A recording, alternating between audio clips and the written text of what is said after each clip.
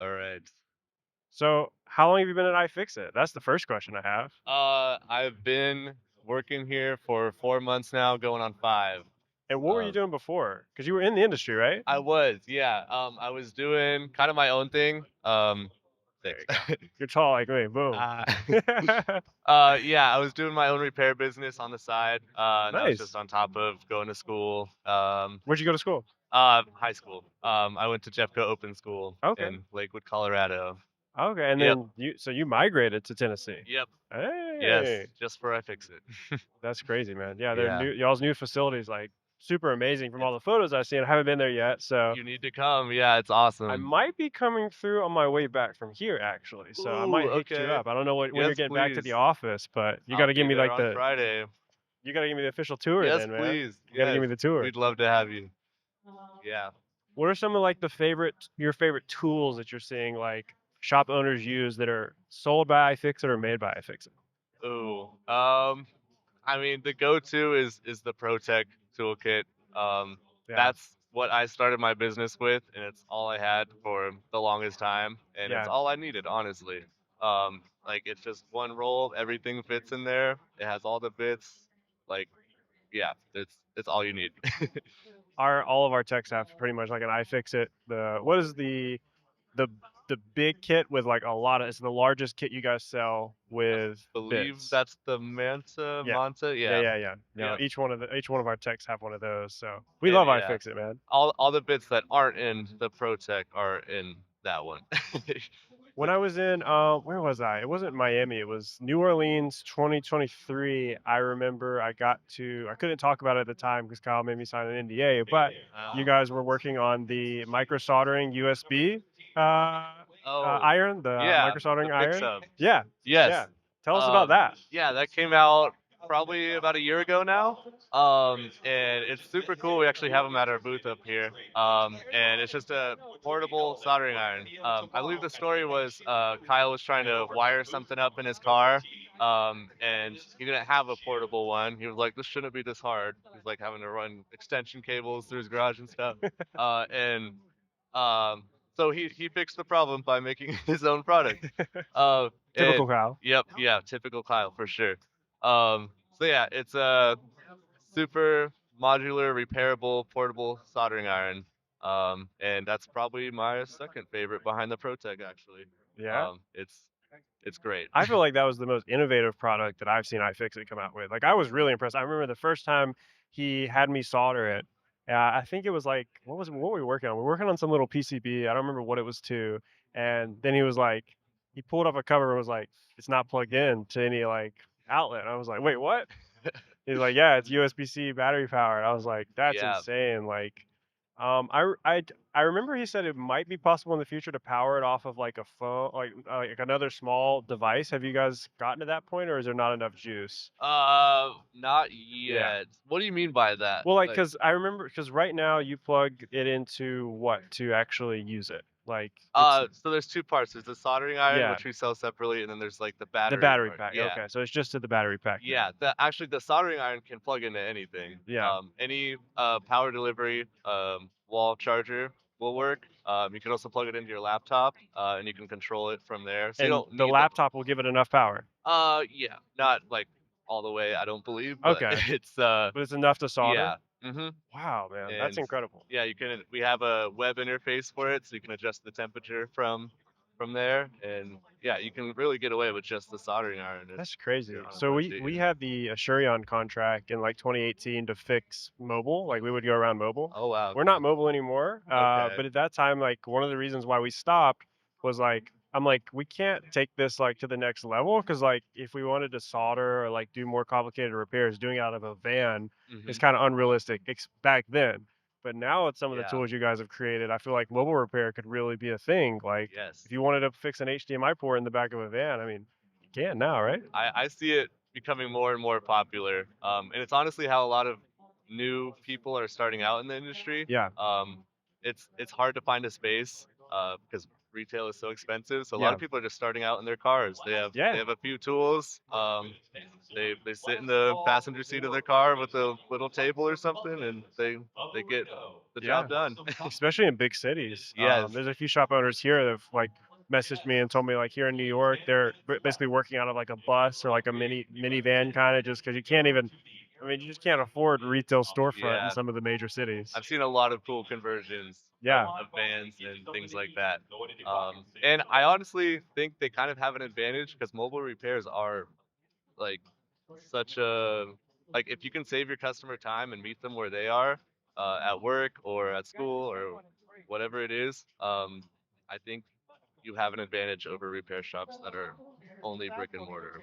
That's sure. fine. Yeah, I mean there is advantages for sure. One of them Yeah. being like mobile. I started off mobile like when I first started my company. I was out of like a little Hyundai Veloster, man, fixing them in my lap half the time, or like going into McDonald's when I needed more, space. So I would love to see so pictures of that. oh yeah, I've Yeah. got some. I have to show you. I actually started fixing. I don't know how much you know about my come up, but in 2014, I was 14, Mhm. and I started fixing phones by like meeting people at the McDonald's, like down the street from Okay. my house. Cause like I lived in the hood, so like Yeah. being people to my house was kind of sketchy. People were like, Hmm.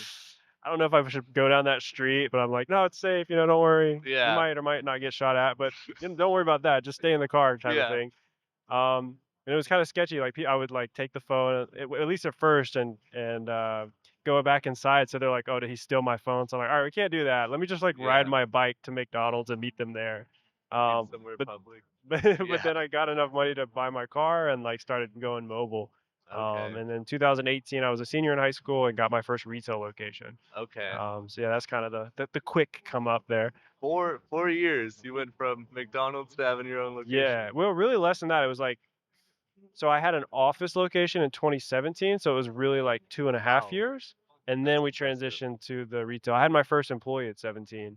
Okay. Um, but yeah, we blew up, man. We like I did SEO way before that was like super common. Like I probably had one of the earliest SEO ranked and optimized cell phone repair websites in this at least that I knew of. Yeah. And got ranked for iPhone repair in the common keywords. So people were like super shocked when they'd pull up because I had it all professional and like there was like YouTube videos of me repairing in like in a professional manner, and then they pull up to my house and they're like, it's a 14-year-old kid. I'm like, trust me, I'm not Yeah. gonna break it. I know Yeah. what I'm doing. Trust me. Probably more than Um, most, actually. right, yeah, Yeah. no, for sure, for sure. Yeah, but think back then we were iPhone 4S, 5C. So That in was a good era. some Well, ways easier to yeah, repair. not 4S. Um, 5C was all right. I know, yeah, yeah, that's true. The 5C was kind of plasticky and crappy a little Yeah. bit, but we made it work. We fixed them regardless. Yeah. That's interesting. So tell me a little bit about your repair business. Like, what were you mainly fixing in high school, and what Um, age did you start doing it in a more commercial way, if that makes sense? it never became anything significant because it was always just a side gig. Yeah, I started in actually sixth grade. I did a geology project, and it was like more self-directed. So I decided to take apart this old iPod that my teacher gave me. I think it was an iPod Classic, as was a and classic. Oh, that's a yeah, terrible first device to it was repair. the worst. That thing will never ever work again. I still have it, but That's a it's testament to you as a technician, because most people would have tried fixing that and then completely screwed it up and been like, "Ah, I'm yeah, never repairing this." it's impossible. Like, I wish I had it here to show. Um, but yeah, I tore it apart, identified all the minerals inside and where they came from. I was like, this is kind of cool. So I just went from there, fixing phones for neighbors, friends, um, that stuff, and I branched out into iPads, computers, most consumer electronics. I had a hard time saying no, honestly. I got toothbrushes, like the electric toothbrushes, clocks, like Pretty much anything. yeah, pretty much anything that used electricity, I would at least attempt to fix. Yeah, And then senior year, you were well. I guess you went to college? Yeah, for a I did minute. not go to Okay, you college. didn't go to No, college. nope. Love that. Yeah. Love that. So yeah, So from you're in a sixth grade. testament that you don't need college to be successful. Exactly right. Exactly. Yep.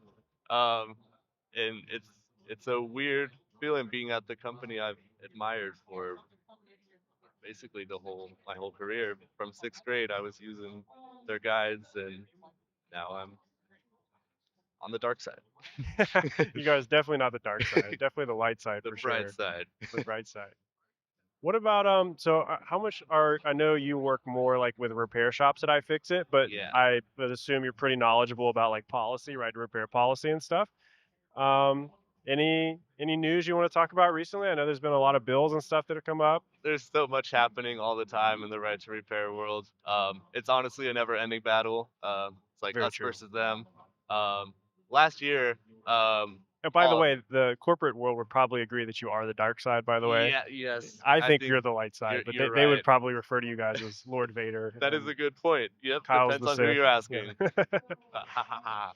um, so yeah. Oh my gosh, where were we? I lost my train of thought. Um, Policy. policy. Yeah, Yes. policy. Sorry. Last year, we got the accomplishment. All 50 states have some form of right to repair legislation, either in the works or passed or both. So that is super cool. I mean, it varies a lot. Some of them are like just tractors or just something specific. Some of them are more broad. Yeah. But that was a huge accomplishment that is several years in the works. Um, and yeah, I have this little map that I also wish I could show you, but um, something more recently, Colorado was one of the first, if not the first, to introduce a right to repair law, and we recently went to battle again with them. It was IBM and a couple other server companies were insisting that uh, the owners of their products should not have the rights to repair them themselves or get them repaired by third parties. And it actually got their argument got very far and almost passed against right to repair. But we came in clutch at the end and won them over. So yeah, that's probably the most recent right to repair story is almost And these losing were our first state. high-end networking devices, like switches, like Yes. high-end switches for data Yeah. centers and things like Yep. that. Correct. Yeah. So yeah, it's that's what makes right to repair so hard is you can't just like pass one law federally that covers everything. Like that'd be super cool, and we probably would have been done 10 years ago. But yeah, each state has their own rules. Each country has their own rules in Europe, and it's always battling with the dark side, in my view, Big and shout us. out to the rep from the Yeah. Fitness. Turn down just a little As bit. they are Way too loud, showing baby. up and showing out. Thank you. Is that okay for you, or is it still too Yeah, loud? that's fine. Okay. That's interesting. I think there's definitely going to be a lot of like new streams of repair, is what I call it. I don't like saying income, but like new streams of devices that are going to be repaired from the right to Mhm. repair legislation. How long do you think it is before businesses are repairing like the networking equipment like that? Do you think Oh. that's anytime in the future, or Definitely in the future. I think we're almost to the point where it's up to them. It's up to the individual businesses on what they want to take in and what they don't.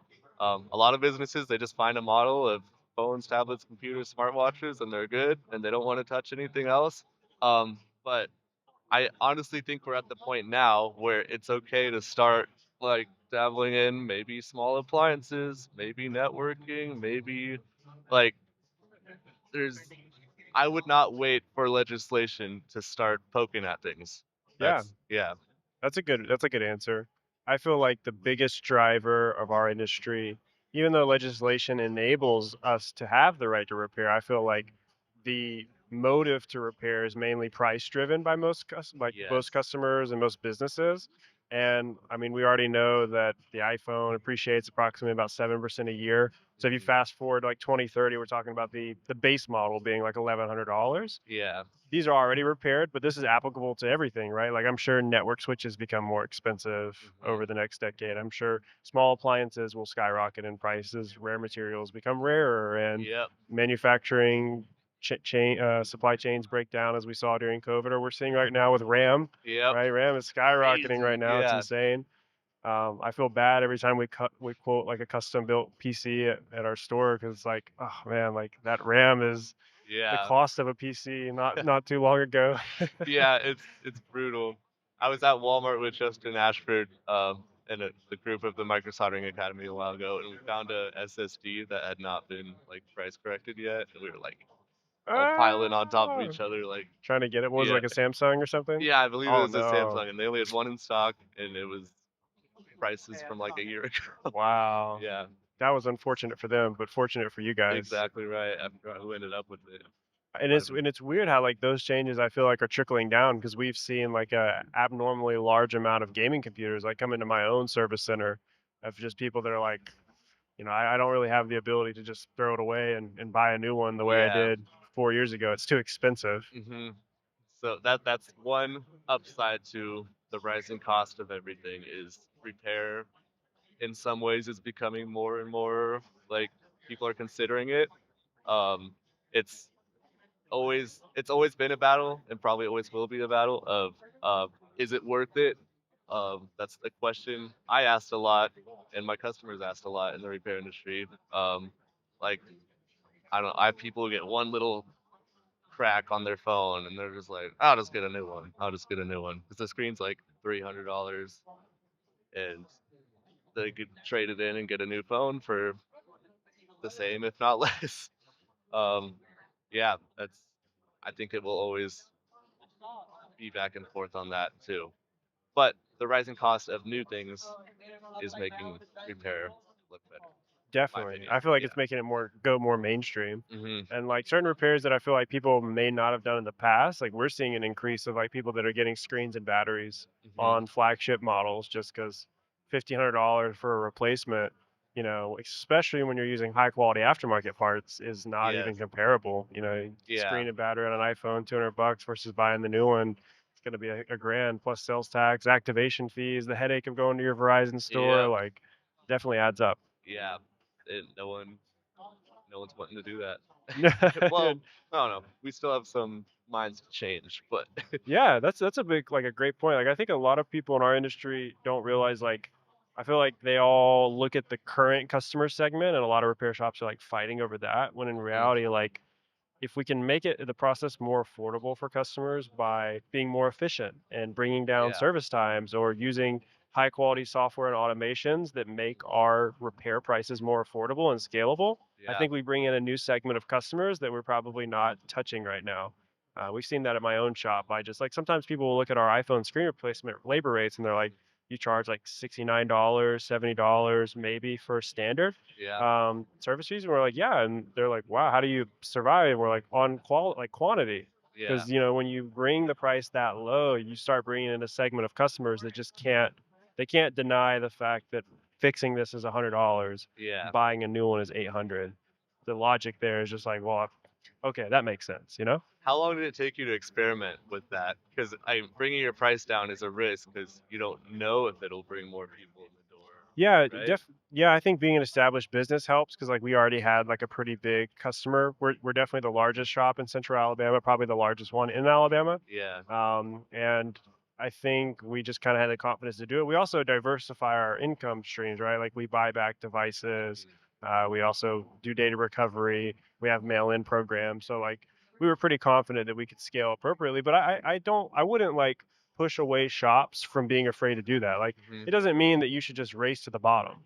But I Yeah. do see a lot of shops like if you're charging $200 for an iPhone 11 screen still today, like come on, like Yeah. you're pushing customers away. And I feel like most repair shops are more in that spectrum where they're too high on a lot of services that make them not competitive, and they wonder why they don't get those repairs. Yeah. Um, For or sure. they apply the same logic or thinking to every repair. Like one mistake I see shops make is this repair that takes 15 minutes is being charged the same labor rate as a repair that takes an hour and a half. And it's like, well, one is really competitive, Mhm. but that backlash replacement is probably not competitive. Yeah.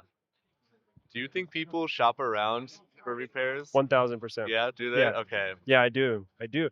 I think in today's market they do because if you look online now, customers when they type in iPhone 12 screen replacement, they're Yeah. seeing ads from iFixit, right? Yeah. Your Google Shopping ads, or Amazon, more importantly, and so they're seeing those $20 parts, and then they're wondering why is my local repair shop charging 200 for this part that I can buy myself for $20? Yeah. I also think the industry's matured to a point where people are kind of aware, like they might not be me and you as aware of like part quality, Mhm. but on average, people understand the difference between aftermarket and OEM. Yeah. Like the average consumer has definitely come around to that idea versus I feel like a decade ago, especially in the electronics world, people couldn't comprehend anything other than like that's just the screen. Yeah. It's like no, no, no, no. Sure. Like there's different qualities of screen, but now at least in my service center, the customers are more knowledgeable about that, Mhm. and we do a good job of being very transparent of saying like, look, We offer LCD, OLED, high quality OLEDs, and genuine.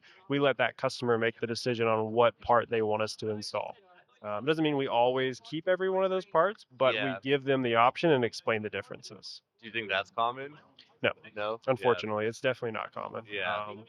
But I think it's necessary because, like, one people say, well, like, why do you offer LCDs?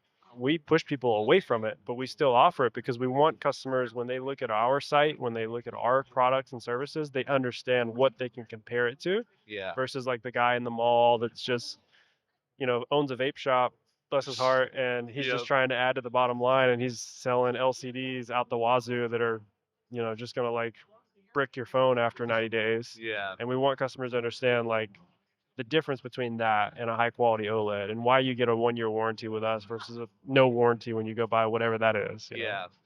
That's so important. All of those. I think more people should take notes for sure. Agreed. Yeah. Agreed. Yeah, and I think too, just being transparent also with like what the messages are, like will there be any effects with True Tone or other things that a lot of repair shops probably don't like walk their customers through. Yeah. I find it really important, even though there's not like a direct ROI on your time because you're having to spend more time in the process of, hey, I just want you to understand if you get this screen, X, Y, and Z might happen, or there's going to be this pop up and explaining what that is and that Yeah. it doesn't affect functionality in most cases, but that builds trust. Yeah. And like that is, you can't Which replicate that indirectly affects your ROI. for sure. Yeah. Yeah, yeah, for sure. Harder to measure, but I would say almost certainly. Yeah. Sorry, I have so many questions for you Yeah, too. please, How please, many please. people are like repeat customers of yours? Like they come back, you gain their trust, and they keep coming back. Like you're their guy now. I don't know the specific number on our repeat customer base. I could get it for you, Okay. but I would be willing to say that it's extremely high. Like I don't.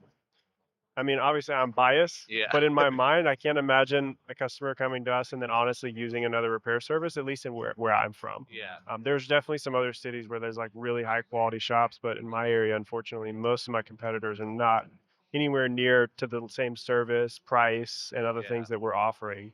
And as well as just presentation. I mean, you walk into my store, we have granite countertops and very nice Wow. TV displays. Like we definitely present ourselves a lot better than most the average repair shops. We have a wall of shame that's 15 foot high with all of the screens that we've replaced on it, and so it looks like tile. Yeah. So yeah, we present ourselves a lot different. I think that helps with our customer retention, Okay. for sure, for sure. But yeah, if you have another question, fire away out. You Oh, can interview me too. You go. All right, all right. How much can we talk about the iFixit ad program? Is that, and if I need to cut this out, I the can. lead gen. Yeah. Um, Are we able to well, talk about it's this or something no? we're experimenting with. I'm Okay. not gonna say it's like for sure gonna happen and be out at large scale, but we are. If you're on iFixit.com and you're within 50 miles of one of our pilot partners, you might see a little banner at the top and bottom of our guides right now, and it's get it repaired by a professional. So we recognize that fixing it yourself is not for everybody. It's just how it is. Like my grandma's never gonna fix her own phone. It's just Shame the on your fact. grandma, I man. know, it's pathetic, but I can't convince her, no matter how hard I try. So the lead gen program is for people like her who stumble across our website, stumble across our guides, and are like, yeah, this is not for me. So we have a pilot program right now that includes Micro Center, your store, and a few other independent repair shops throughout the country. And you fill out a form, it sends the lead to them, and they kind of take the relationship from there. So yeah, it's we keep going back and forth on models. Is this gonna work? Is it not gonna work? Getting dev time is pretty hard right now because they have so many projects going on. But yeah, uh, hopefully, I really hope it's here to stay and we can keep improving on it and get like a not MVP out pretty soon. But I'm not gonna make any promises. Yeah, well, at least it's out there. Like people know Yeah. about it now. That's cool. Because I don't. Have you guys done any press about it? I don't. No, Yeah. it's Okay. kind of on the down low. Okay. Yeah, Breaking it's kind of news. So it's just breaking news right now. yeah, Hey, hey. yep. Just put it out there, see what happens, and we're learning from it every day. We track the leads. I look at the charts every day, see what's happening.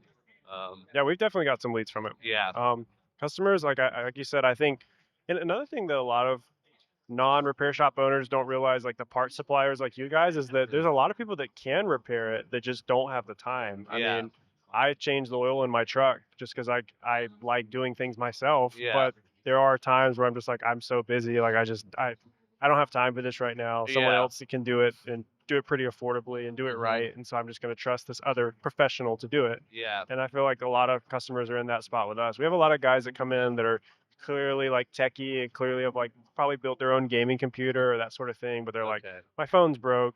I just need this right now. Like, you guys are yeah, gonna give me a warranty. I know you're gonna do it right. And like, I got to get back to work. So yeah, help for me out. sure. Yeah, we recognize like as much as we'd love everyone to fix everything on their own, we recognize that pro repair will always be a thing, and we need to work with professional repair shops, not just in the electronic world, but with everything, to get the right to repair movement and our grand vision of the world rolling. Like we can't do it without professional repair. It needs to be part of the economy. I feel like I know what iFixit's model for the world is, right? Like the Yeah. motto and everything, but like describe to the viewer what you see the I can't say corporate because you guys are a nonprofit, but iFixit's vision of 2030, or do you guys have some form of internal metric Um, like that that you I'm guys? I'm sure we do, but the one we go to that is just super vague and arguably like never gonna happen is we want to teach everyone how to fix everything, and it's like that's super ambitious, I will admit. Um, but that is what we're always striving towards. That, yeah. And by the way, we are not a nonprofit. Oh, you guys are not a No, nonprofit. nope. Um, we are a for-profit company, but a lot of our profits do go towards repair education and Did moving that change at some legislation. point, or am I just? I'm probably dumb. Yeah, I for some We reason. do And have non-profits under iFixit, but okay, iFixit itself is not. okay, Yeah, maybe that's what it was. Yeah. yeah, Mobile in yeah. But we zone. are not rolling in piles Atlanta of cash wholesale. because we give a lot of it back Phone to the repair LCD community. parts. Yeah. Thank you so And I much mean, for also all like you making do a for profit is not a gadget bad thing. Like I feel like a lot of Yeah. people in the, I feel like if you're in the repair world, you fall into like three categories. It's like the for-profit repair shop owner that's trying to make a living and do a good thing for society. But then on Yeah. the other end, it's like the almost borderline like communists. Let's get rid of all for profit. Everything should Yeah. only be fixed. Like no corporations shouldn't even be able to fix their own things. They should always be able to be done by like an independent. It's And so then there's yeah. somewhere in between, right? So like yeah, I mean profit's a good thing. It does hmm maintain, the Yeah. business and like can spread a message if it's the right one. Yeah. So yeah, it's not a bad Like thing. for sure. Yeah. And that helps us grow too. I mean, we reinvest our profits. Which you And, guys have done great at the yep. Chattanooga location. It's Yeah. beautiful. Yep, we moved to Chattanooga a couple years ago, and that's on top of our existing locations in Germany and California. So it's like our East Coast hub. Um, increase shipping speed a little faster for people on this side of the country. The And goal. if I remember correctly, it's all solar panels or solar powered. The one Yes. in Chattanooga, hmm fully renewable building. Like, Yeah. do you know We, any of those details? Could you share any like of the yeah, specs we or? turned. I believe it was an old train station, old warehouse or something. It was like totally falling apart, like not in good shape. We completely restored it. Yeah, the roof is completely solar, and we honestly produce more power than we know what to do with. Like it's a little excessive. So we have a bunch of free EV chargers out front that anyone can come and use because of that. They did this really cool thing with geothermal, I believe. So the heating and cooling system is all like tied into the ground, Hmm. and it's super efficient there. Um, we have one of we got a reward for our water tower recently. Um, we collect, I believe it's rainwater, and we use it to water our grass and our plants outside. So it's a super green location, thought from the ground up on how can we make the least impact as possible on the environment and where we're moving to. I think the most important question is, do you guys have a giant cave under it like Ruby Falls? Because that's the only reason I'm going to come is if there's a No, massive cave under the promise iFixit that's HQ. top secret. Oh, okay, it's top secret. That's where you and Kyle were. That's the lab. Yeah, That's the That's Yeah, where the dark side sits, exactly or right. are building new products. Mhm. You got Yeah. it. No, Yeah. no, that's where you're drafting the right to repair legislation. And like, Can't yeah, say I have so many anything. jokes that I can't say on camera right now. If you come by, maybe we'll bring you on to the club. Show you. That's cool. Yeah, I'm looking forward to coming by. I want to see Yeah. y'all's HQ and just feel like you guys are definitely like bring a different energy than like Yeah. repair shop owners as well as like individual customers. Like you guys definitely have a different outlook on the world as well as like why and how things should be repaired, and that Yeah. definitely translates into your all's culture, Yes, for sure. corporate culture. I can say that now. I Yeah. was thinking it It's was a nonprofit, but it's corporate culture. Yeah. This is one of my favorite companies ever because of that. Like it's not just about the money, it's about the mission. Like it feels like my work, and I'm sure all my coworkers feel the same, means something and is improving the world. We're not all just there for a check, although that's nice. Um, it's making an impact. yeah. Yeah. And that's not something a lot of people can say. So I feel I'm very grateful for that. Have you worked or seen like the OEMs interact with iFixit? And can you elaborate on? I know you've only been there. You said 4 months, right? But Yeah.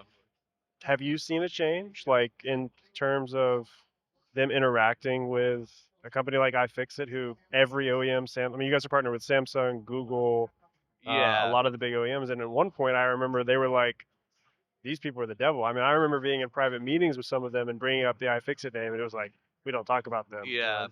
Yeah, they're coming around. I'm not sure if they're like genuinely coming around or if that's just because they have to. But yeah, we have partnerships with Google. We sell all their parts. We actually make their guides for their phones too.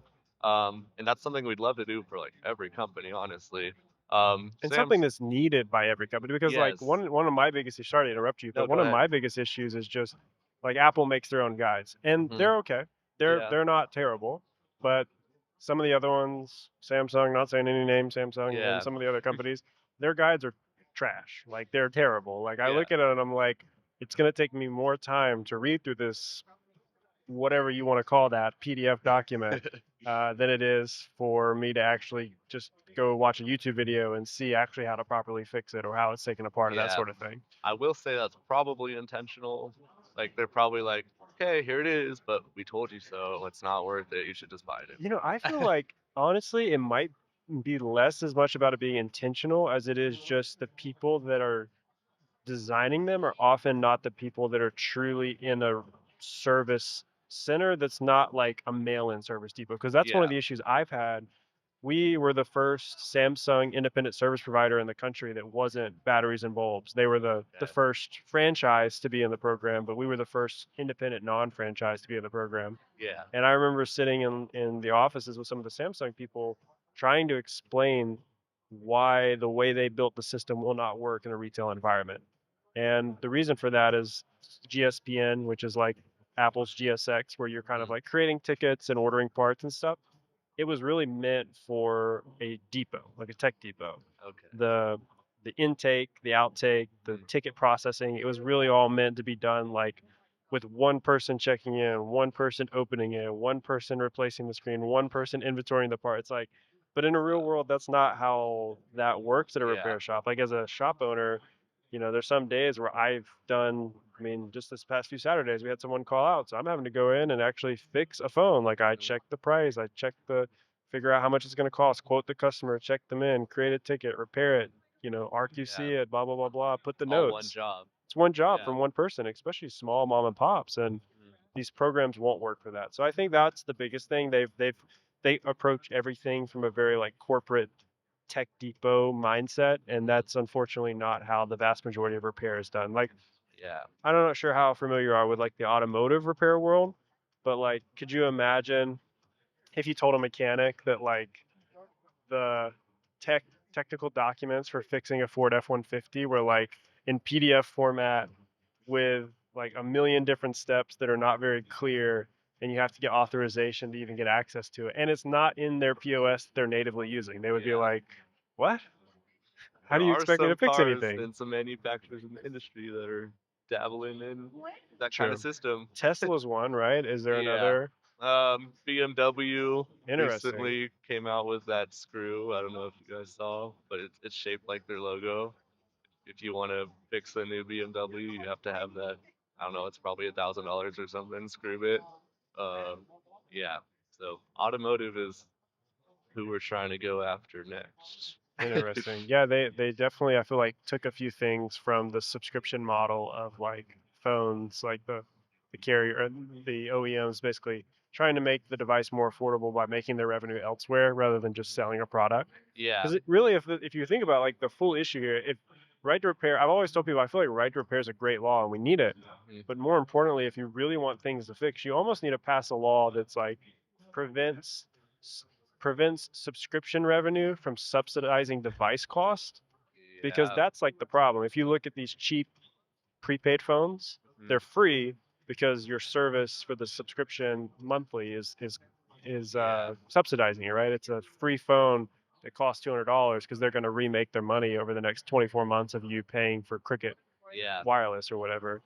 And then secondly, like even the iPhone, it's subsidized by the App Store and Mhm. iOS. It's not like a standalone hardware product that you're Yeah. purchasing. Apple services is like their hot new thing. I mean, they have what, six subscriptions now?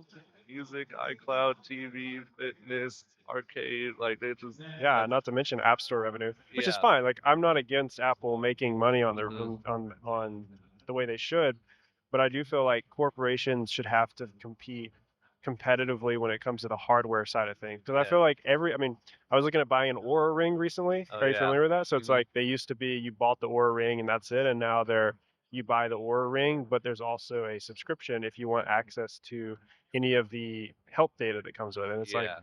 well, why can't I just buy the Aura ring and continue using it, even if it means my information? Maybe I don't access Aura's cloud, but at least if it's on my device, I feel like I should still have that information. But subsidize, I can't speak, subsidize the device costs, Yeah. hardware costs by having the subscriptions. You will own nothing and you will be happy. Yeah. I don't know who that's from, but something I'm always thinking about. Davos, that was a Yeah. Economic Forum quote from Yeah. Davos. That's So, that's how the economy is right yeah. now. I know another like I think it was Europe that banned locked phones. Maybe you can correct me if I'm wrong on that. That was another way that indirectly they created a more friendly repair environment because you don't have carriers there subsidizing the phone the way you do in America. Yeah. Um, I 'Cause believe we are either working on that or have passed it already. Something in the US that says carriers cannot block phones. And that I remember that being an issue like when I first started, like, oh yeah, this one's only gonna work for AT&T, this one's only gonna work for yeah, T-Mobile. But you don't see that as much anymore. Like most phones are unlocked. yeah, we still see. So we buy quite a bit of devices, and we still see a good bit of locked devices Okay. that are on the activation plans. Yeah. And especially the prepaid ones. But you're right, it's definitely substantially less than it used to Yeah. be. It was like default mode back in the day. It was like it was Yeah. automatically locked to AT&T, but I think some of the carriers are more open to it now. Yeah. Um, Which is cool. I think even AT&T has some kind of portal that if it is locked, you can go in and yeah, unlock it, right? which is great. Yeah, Okay. AT&T is friendly about that for sure. Yeah. But it's got to be paid off. That's the other thing. They Yeah. don't unlock it if it's not paid off. Which makes sense. I mean, if it's not paid off, I don't know. like like if you don't pay off your car, they're gonna repo it, right? Well, I don't know how I feel about that. Yeah, well, I Like, feel like it should be blacklisted, right? yeah. But I feel like you should be able to switch carriers. I don't think Mhm. it's because I think that's how it is in Europe. I don't think they're allowed to prevent you from swapping. That's the whole point of Yeah. making them unlock. Mhm. Otherwise, you keep them in the ecosystem, right? Yeah, So I for think it sure. should be able to be unlocked, or sorry, come default unlocked, but it would be blacklisted if you stop paying your bill. Yeah, that is a good And then balance. on that topic, it needs to be transparent. That entire like consumer should be able to go check if it's blacklisted. Yeah. Um, and I know the OEMs give a lot of pushback and the carriers because like, oh, that's private information being displayed. But it's Mhm. like, well, you don't have to say how much is owed on it necessarily, because you Yeah. should at least say there is an owed amount on this phone. Yeah. That should be the minimum of what's displayed. What do you think about, kind of on the same topic, what do you think about the payment models that carriers are implementing now? Because, like, I think it's kind of rare these days for someone to actually own their phone. Like, It is rare. it's Yeah. get it, pay 3 years, and then 3 years comes around, we'll give you like $1,000 or something ridiculous for your phone, and then you keep paying us for 3 years, and the cycle repeats, and you never actually own your phone. What do you think about that? I own my phone. Oh yeah, And I think yeah, most people, yeah. like in our I own industry, mine now probably do. too, but yeah, I mean, I think it's a sign of the times, mainly because like phone costs have gone up substantially. Mhm, Most consumers don't have $1,400 laying around they could just drop on a phone, mhm. and the carriers are looking at this going, well, because of the laws written the way they are, I'm incentivized to put this on my balance sheet for one, because every device in their network that's on a lease plan or like a lease to own plan, which is Yeah, essentially how it's written, that's their asset until you pay it off on yeah, on their balance sheets. So they benefit from it economically. They keep you in a closed loop system, so they benefit from that. Again, I don't think there will be a change to that because the financial incentive is too great until corporations are essentially forced to sell devices that are unlocked from the get-go, and mhm, there's greater like consumer protections and what's the right word? Consumer disclosure mhm. upfront about that, like forcing the carriers to say, hey, you can go to this portal, we all use it, like an IMEI check essentially, and for Yeah, free you can check to see if the device is paid off or not. Until these type of things come around, I don't think much will change. It's harmful to our industry though, and the yeah, worst part about it that you didn't even touch on is not them allowing a financed option. Like I'm totally cool if AT&T is like, hey, you're in our store, you want to finance this device, cool. As long as it's unlocked and the carrier has the right to change, or sorry, the customer has the right to change the carrier, yeah, even if it's not paid off. Now, if they stop paying it, yeah, it gets blacklisted. I get that, yeah. but I think as long as they do that, I have no problem. What I do Okay. have a problem with is them like closing customers in to a warranty company, so excuse me, an insurance company that is steering them towards one particular company to repair it, meaning Assurion Yeah. or Assurant. If you look in the auto repair world, they have most states, including Alabama, I'm sure, I know California does because they were one of the early adopters of anti-steering legislation. They passed laws in the 80s, like this was like 40 years ago, Yeah. that essentially said major auto insurance companies, one, they're not allowed to own the service companies that are fixing the cars because then you can gerrymander the types of repairs that you actually say are allowed, right? Like if Yeah. think about it in our industry, this is one. So let me go on this tangent for a Go second. for it. So actually sat down with the VP of service from Apple, and I asked him. This was before they allowed iPad parts to be sold. I said, "Why do you guys not sell iPad parts?" And he said, "Nobody repairs iPads." And I was like, "Dude, there are millions of customers and repair shops across the world that are fixing iPads today. Like, you want me to show you a video of me fixing one?" And he was like dumbfounded. Like, I'll never Yeah. forget his face was just like, the quality of that's terrible. Like, the people don't do that. And I was like, dude, people really do that. And Yeah. I came to realize the reason that he had that belief was because inside of their closed loop system of Apple Care, they weren't offering the part for one, but two, the insurance companies that do use aftermarket parts like Assurion or Assurant, they weren't offering this. They weren't doing these repairs. And so they're looking at it Right. going, you never create tickets for iPads. So you Yeah. guys aren't doing it. It's like, why would we even approach it? So it's a perfect example of like how when you as the insurance provider own the service provider as well, you Mhm. determine what gets fixed Yeah. because you set the standard. Like, yeah, we'll fix iPhone screens, but we're not going to touch an iPad because it's not economically viable and it's too difficult for our technicians to do it. So Yeah. the OEM says, well, then, all right, I'm not going to even offer parts for it. And it wasn't Yeah. until right to repair legislation that forced them to that changed that policy. Yeah. Oh, independent auto shops in the 80s realized that. And so they essentially got together and passed anti steering legislation in almost every state that says Geico cannot tell you what repair shop you have to take your car to when you get into a collision. They also can't tell you, they can't make you to use aftermarket parts. They have to, this is different in states, but like in Alabama, we have the right to request OEM parts if they're available for your car, and the insurance provider has to pay that out If you choose. if you choose. Okay. Yeah, if you choose.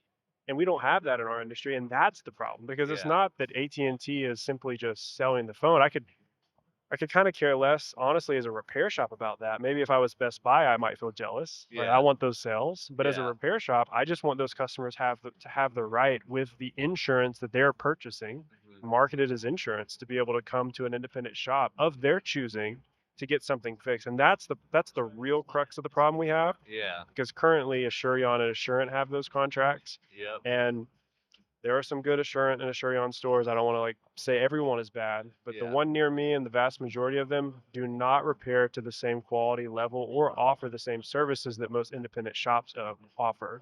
And so they're ruining the customer's perception of what repair is, how much it Yeah. should properly cost, and then worse, those customers are paying a deductible every time. So they truly never understand the cost of one, how affordable some repairs can be. Because let's say it's a battery, it's still a $200 deductible with most of the plans. So Yeah. it's cheaper if you pay out of pocket in that example. Or Yeah. two, how expensive it could be if you have like a genuine screen. So that's the crux of the real issue, in my opinion, of art in the industry. Never thought about that, but Yeah. you're so right. And you think the fix to that is passing legislation? Anti-steering legislation. That's That's the only fix, okay. because you can't like I mean, I've talked to some lawyers that say the way it is right now, there should almost be enough precedent to like make a change there or have a lawsuit, a class action lawsuit, because they're marketing themselves as insurance. If you've noticed, they've started changing the wording a little bit Yeah. to where insurance is not as prevalent in most of these warranty companies' language, Yeah. because you have to be really careful. If you're an insurance company, you have to have a separation between yourself and who's selling it and Yeah. who's providing the services. If you're Assurion and you have like a foot in the door in Verizon in some ownership or big partnership, but you also own, like, think about it, like, imagine this. Imagine you have Guy. What home insurance or car insurance do you have? I have State Farm. So you have for my State Farm. car Imagine if insurance, yeah. State Farm, you pay State Farm for your monthly car insurance, Mhm. but you bought the car through State Farm or got your car through some State Farm authorized provider. Yeah. And then when it was broken, you had to go back to a place that literally says State Farm on the name. You would be like, this is the biggest Ponzi scheme of Yeah. all time. And if like, I don't know what percentage of customers in the US, but I'd be willing to say it's over 50% are in that boat today Mhm. when it comes to in warranty. They say in warranty, but basically insurance claims on their phones. Yeah. And another issue is like the if you talk to the Verizon reps, they make more money selling a customer an Assurion plan or an Assurant plan than they do when they sell a phone. That's their highest compensated uh, item when they're checking you out.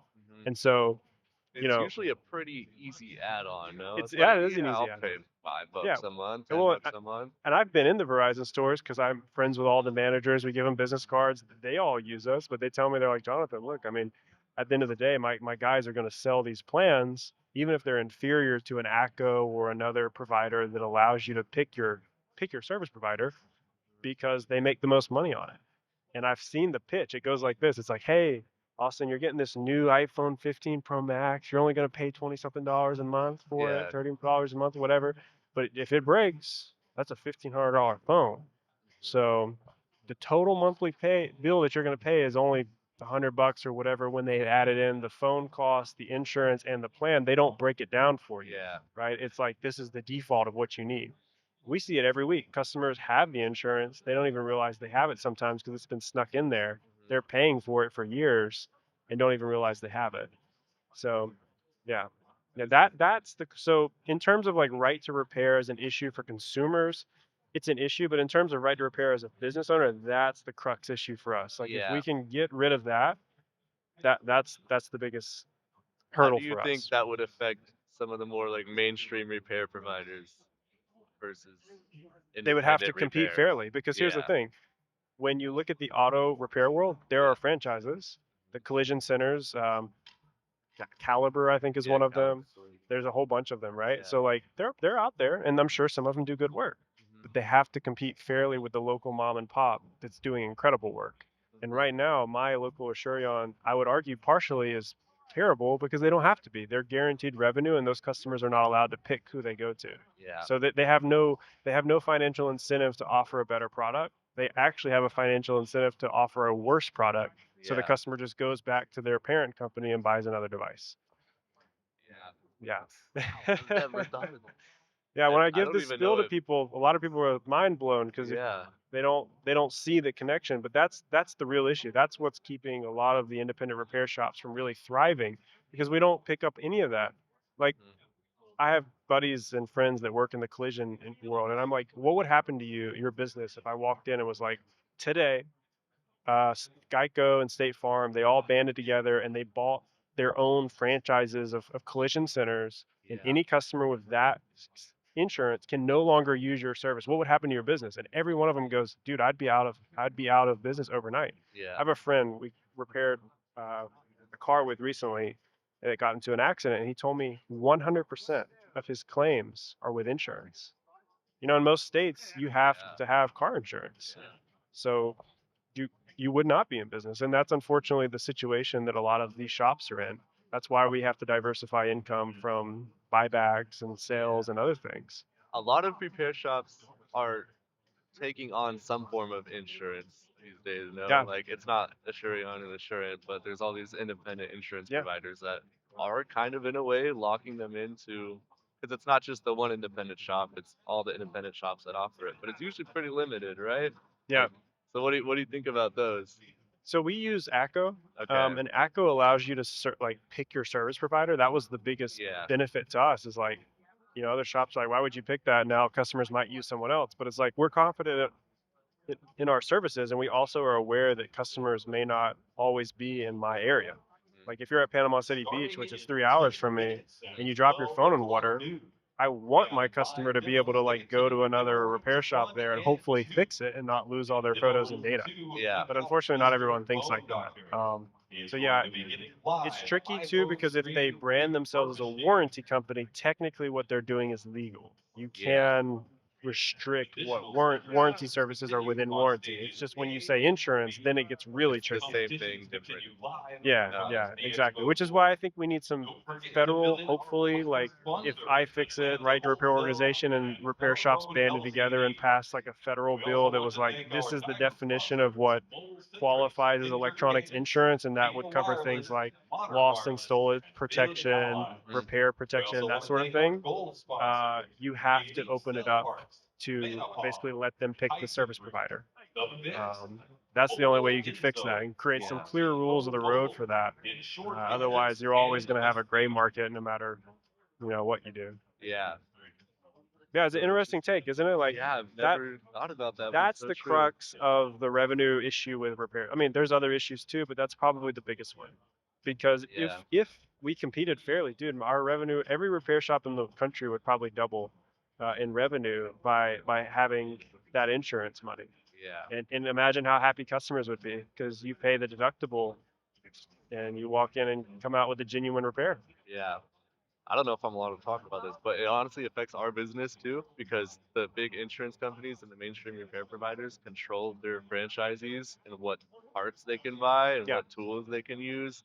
And we're trying to like get into some of these businesses, and it's really hard. Like the franchisees are like, yeah, we want to buy your parts, we want to buy your tools, and they're not allowed to. Wow. Yeah. Yeah. So I mean, I'd like to say we have the highest quality in the industry, and they're not even allowed to access that, even if their customers are willing to pay, even if, yeah, it's crazy. Yeah, I think that's public. I think most people by default know like Yeah. the Asurion stores, CPR stores, they have like those agreements that prevent them from purchasing, which is sad. And one of the reasons why I think our industry, if you look at the mechanics, I believe it's 85 to 90% of mechanics in the country are independent. Yeah. Like they're not in a corporately owned environment. And Yeah. so logically, it makes sense for our industry to be the same because like why would I pay a markup through my franchise agreement from something I bought from eBay? Yeah. That doesn't make sense. Or worse, they restrict me from even buying I mean, customers will hear like, oh, you buy parts from eBay. Well, yeah, like sometimes you just can't get parts from. There's nothing wrong with that, Yeah, that's honestly. how the auto world works. Yeah. Like I hate to tell you, but most of these collision centers are literally buying used bumpers when they can't. I mean, sometimes the OEM only makes so many of a part, Hmm. right? The genuine parts go out. So if you're working on a 2005 Camry, Yeah. you might not be able to find an aftermarket bumper or an OEM one that's Yeah. available. It So happens in every industry. right, Like Google recently, like we don't have any more Pixel 6 OEM screens because I read that they manufacture all the spare parts when they're manufacturing the yep, phones. They just toss them to the side, and yeah, then once it's out, well, yeah, yeah, and which too, I've sat down with Darwin Garcia from Motorola. Great Mhm. guy, super repair friendly. I don't know if you've met Darwin. I have not, but yeah, we love Motorola. He's a great friend, and he explained this to me, and I completely understand why that's the way it is. The OEM doesn't know how many phones they're going to sell when they manufacture them, right? Like they have predictions, Yeah. but they don't want to overproduce on screens because one, they don't know how many phones they're going to sell, and two, they don't know how many are actually going to break, right? Like, do they get a subsegment of the population that are just like college kids and constantly partying, Yeah. and so they're going to break it more? They don't know that That's information up true. front, and so it's very difficult for them to predict, right? I'm just trying to defend them somewhat because I hear a lot of repair shop owners are Yeah. like they only make 1,000 specifically to screw us over, and it's like, yeah, it's not really that simple, Yeah. right? I'm sure there are some incentives for them to not want us to repair. That's obvious, but in all honesty, they really do manufacture a set amount. They have to calibrate their tools and their manufacturing process to make all of them up front, Yeah. and then when they sell out, they sell out. And it'd be So impossible for these manufacturers to continue manufacturing parts on their own. Like, just think if Apple still supported every iPhone, it'd probably easily be in the millions of parts and SKUs they'd have to continually yeah, produce and maintain and I just sell. wish if I don't know if Motorola does this, but I would love to see the OEMs that are really repair friendly, Mhm. pretty much like open the technical sheets of actually manufacturing a genuine one when like I get why they wouldn't want to do this when they have genuine parts, but if they Mhm. sell out of genuine parts and it's a phone that's 3 years old, why not open the technical sheets and like the the CAD files and everything of how Yeah. they're manufacturing it to let an aftermarket one be as close as they can to a genuine, Yeah. They right? And could then even make maybe they even money. license it. Maybe Yes. they're like, We just had the same idea at the same time. maybe they license it and say Yeah. like, hey, we don't make genuine anymore, but whatever company in China that's manufacturing it, we've licensed to them to make the closest OEM equivalent that you can get. I What would would love that to be see that. called? What would it call? Yeah. Like genuine approved, but not Yeah, genuine. like yeah, genuine. I mean, honestly, isn't that what genuine OEM is already? Because if you think about it, It's true. Motorola is not really manufacturing Yeah. it. They just No. pick someone to manufacture it to the tech specs, to Right. the spec. So it's Mhm. still genuine OEM. It just maybe not be the first vendor that was making those screens to begin with. So we'll get there. That's Yeah. how the auto world works. Hmm. Most of these genuine parts that are like that they're still manufacturing are typically manufactured by a third party. Like if we could just Yeah. take where the auto world has gotten us and apply it to our industry when it Yeah. comes to insurance claims being open, to aftermarket parts being like accepted. Like no Hyundai dealership is gonna like turn you away for an oil change because you got like an aftermarket part put in your car. Yeah. Like they would just That like be would be like ridiculous. high five to you. You got a high quality part from AutoZone. Yeah. No Good one. good No on one you. cares. No one cares. Yeah. Exactly. So if we could move to that direction, our industry would be a lot better for us. For sure. I 100% agree. Yeah. And hopefully iFixit can help there. And Yep. repair.org. Fingers crossed. Yeah. Yeah. Repair.org too. Yeah. Any other breaking things you guys are working on? You've There's shared quite a few things, but there's always a million things we're working on. That's something that surprised me about joining iFixit is like they have way more going on than it looks like. So yeah, we have tools that'll come out in the next couple months. There's always projects and ideas, and honestly, like we have more ideas and things going on than we could possibly like pump out. Like, Kyle yeah, impresses me as that type. yep, He's always got 15 projects going at the same time. more than that, easy. Yeah, um, yeah. You guys will see what we have cooking. Love it. Love it. Any sales pitch to the maybe listeners who want to buy a soldering station and maybe don't have an iFixit Pro account? Because I feel like there Yeah. are a lot of shops I talk to that don't have the Pro account It's set up. true, yeah. That's something I'm realizing is there's a lot of people who should be pro but aren't. You get Yeah, discounts. yeah. You You get get discounts, discounts you and get then dedicated support, you yep. get flat rate shipping, easier returns. We really just try to streamline the process for people who are doing repairs on a regular basis. Um, and it's a constantly improving program. So we're always open to feedback. I'm like the pro guy, so people can always tell me if they're having issues or if they have ideas. Open ears, and yeah, it's a free program to join that gives you access to all of that. So if you're fixing devices on the regular, definitely look into it. Do you know the domain by chance? I feel like it's Uh, ifixit.com/pro. that's it. Is that it? Yep. I knew that off the top of my head. That's Yeah. pretty good, right? Yeah, that's impressive. You're hired. Yeah. So yeah, you go in there, you can learn more about it. You can fill out a form, and if you are a repair professional, we'll get you approved, and the discounts automatically apply to your iFixit account. Love it. Yeah. One last topic for you. Go for it. Have you seen Primo Parts? I butchered that. Primo Parts. Do you know what that is? Sounds familiar. Okay, What is it? so you might see Brad walking around with Red Wolf Technologies. Oh, yes. He like did the 3D prints. So, Yeah. anyways, he has like a side project right now with a UK developer named Steve, and they built essentially like a pricing tool for repair shops that shows the part cost. Like like let's say you look up iPhone 12 aftermarket screen. Mhm. If you select LCD, it'll show you the LCDs at every single vendor that they're integrated with. Yeah, it's a pretty Okay. cool tool. So I have a request. One, I need to introduce you guys so iFixit can plug into that Yeah. because I know you guys don't sell like. Do you guys sell LCD? I don't think you guys sell LCDs, do you? Like We iPhone 12. sell, yeah, we sell You both. sell the Mhm. LCD, OLED, and a genuine for like iPhone models. by chance? Not for iPhone. Yeah. It depends on the phone and our like relationship with the manufacturer. But yeah, for iPhones we sell OLED and Do you guys LCD. not sell any aftermarket parts though anymore? Like, cause on iPhone, I'm pretty sure y'all sell aftermarket OLEDs. iPhone is only aftermarket. Yep. We Cool. don't have a relationship with Apple to sell OEM, although I wish we did. We might be working on that.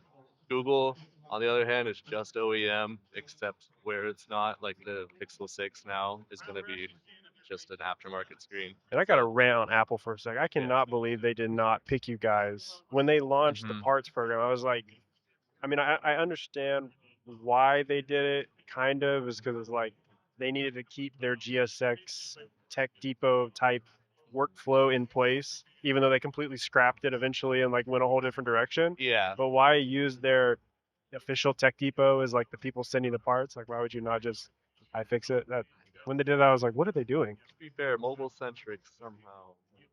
Yeah, well, figured and that that was out. way later. That was way Yeah. later too. Yeah, it's funny to me how like little they. I remember when we joined the ISP program, and Samsung was asking like, "Hey, like, who do you buy parts from?" And we were giving the different vendors, and they were like, "Who is that? We never heard of them." And I'm like, "They're like the biggest vendors in Right. our industry. Like, Oh, like any of them? yeah, like, well, they didn't Or- know. They knew some of them, but like for Okay. example, they work with Encompass, which is Yeah. who they ended up partnering with to like sell parts. It's like Yeah. nobody in our industry. They were like, but all the appliance guys use it as like, yeah, but we're not appliance guys. Like nobody in our industry uses Encompass. Oh I my mean, gosh. I think we actually had an account before that. I don't think we had purchased, but maybe a few things. But I would say like 99% of shops don't have an Encompass account. So it just didn't make a lot of these OEMs. They just kind of come in being like they're used to dictating the terms without like meeting the customer where they're at. Yeah. And so it's funny seeing that like Apple kind of fumble around and first start with that model. I don't know why they didn't just call you guys. I think it was pride. It was definitely pride. They Yeah, were for like, sure. screw those guys. We're not they- working with them, even though we should. They don't want to admit Yeah. that the world is changing. Oh, I got lost track. I lost track. The point I was gonna say is I have a request Yeah. that you gotta send up the ladder. Okay. All right, you ready Can for do this that. one? So ready. I want API access to y'all's e-commerce platform. Okay, I will say we have that already, but it's not very good, so we don't want to like put it out until it's polished. So I need the polished version. yeah. I need the Austin stamp of approval polished API Okay. version live tomorrow. I Probably can't not promise tomorrow, tomorrow, but- but I can promise eventually. That is something that we'll pump out to whoever asks for it. Yeah, that is one of our side projects that is happening as we speak. I think you've seen the project I'm working on. I've Yes, shown it I to have. you. Yeah. Sexy, was- isn't it? It's Yes, so yes, sexy. yes, yes. Thank you. And if we had API access, that would allow us to essentially sell y'all's products with the surfaces a lot easier than it is today. Yeah. And I really believe, like I'm giving a speech today about this. I think that's the way the industry kind of moves because Mhm. there's no reason why customers shouldn't just be able to see the part that you offer as a repair shop, Yeah. see the service charges that would be applicable to it, Yeah. And then best of all, like we have, did I show you how we have it separated by speed of service? Like we have an No. expedited price if you want it done same day, and then Okay. we have like a longer price, which the industry's not doing right now on average, right? But again, it makes it more affordable. It makes it more Okay. affordable because your standard price can be cheaper, and it keeps the shop busy because if you have 50% of your customers paying expedited same day service or within one business day, you're getting those out, but you have that other 50% that's saying, hey, I can wait 4, 5, 6 business days. Yeah. So when the shop's low, when you have those Wednesday days that are slow, God. you have something to put into the text catalog to continue fixing. It really fixes the issue of like, how do you ever grow revenue as a repair shop owner without simply growing sales? That's the Yeah. solution. And if we all move towards an e-commerce platform like that, then we're able to pick up that additional revenue in a streamlined fashion. Yeah. Um, and we can plug in with iFixit if we have an API. So please, Would you please, say, please. is this something that like you're just building for yourself, or is it something that you're gonna? I don't know. Because it doesn't seem easy for every It's shop to it's definitely do that not. on their It's own. definitely not. It's been a very long process because I'm a solo developer. Yeah. I don't have any devs under me at the moment. Mhm. Yeah, I mean, I would like to. I'd like to probably license it out and sell it to other people. Okay. But I'm very much a perfectionist. Like I want it to work without any flaws for me before I open it up to other people. Like I've had multiple Yeah. people be like, "It's great enough right now. Just let me use it." And I'm like, it's But then not that they're I'm gonna like come trying at to. you with Yeah, I'm not trying to gatekeep anything. I'll yeah. totally let the industry use it for a fair fee, Mhm. but I want it to be polished and well-rounded to where you can just change the logo to yours and let customers essentially purchase everything up front, right? I But it love solves that. like the sales issue of like explaining stuff. It solves the shortage of labor we have of like finding technical people. It solves the warranty issue of like most shops don't have separate warranties based on the cost, Yeah. or sorry, the part. Like most shops shouldn't be offering lifetime warranty on genuine parts, just because the OEM doesn't give you that. So why Yeah. would you, right?